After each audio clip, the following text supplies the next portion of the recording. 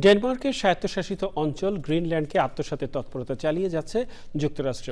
President Donald Trump Washington ডিসিতে Denmark এবং গ্রিনল্যান্ডের পররাষ্ট্রমন্ত্রী ট্রাম্প প্রশাসনের সঙ্গে বৈঠক করলেও ট্রাম্পের অবস্থান বদলাতে ব্যর্থ হন তারা।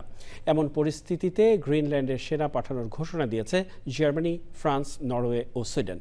বিস্তারিত মীর আমিরুল আলমের রিপোর্টে। যুক্তরাষ্ট্রের সেনাবাহিনী মাদুরোকে অপহরণের পরদিনে ট্রাম্প জানিয়েছিলেন জাতীয় নিরাপত্তার স্বার্থে গ্রিনল্যান্ডকে তাদের প্রয়োজন। সেই দাবি প্রত্যাখ্যান করেছে ডেনমার্ক ও গ্রিনল্যান্ড। এই নিয়ে বুধবার ওয়াশিংটন ডিসিতে ট্রাম্প প্রশাসনের সঙ্গে বৈঠক করেন ডেনমার্ক ও গ্রিনল্যান্ডের পররাষ্ট্রমন্ত্রী।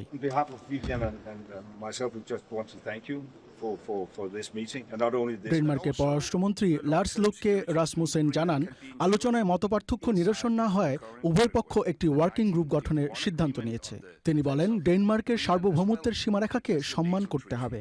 গ্রিনল্যান্ড সরকার যুক্তরাষ্ট্রের মালিকানায় যেতেও চায় না বলে জানান তিনি। রয়টার্স জানিয়েছে, যদি যুক্তরাষ্ট্র গ্রিনল্যান্ডে সামরিক দখল নেয় ন্যাটোর অবসান হবে বলে জানিয়েছেন ইউরোপীয় কমিশনার অ্যান্দ্রিউস কুবিলিউস।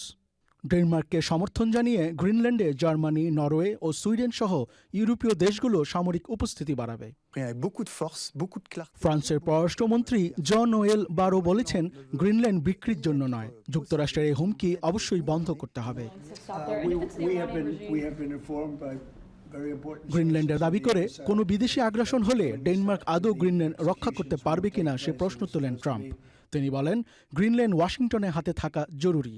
এ পরিস্থিতিতে ইউরোপীয় মিত্রদের মধ্যে উদ্বেগ বেড়েই চলেছে।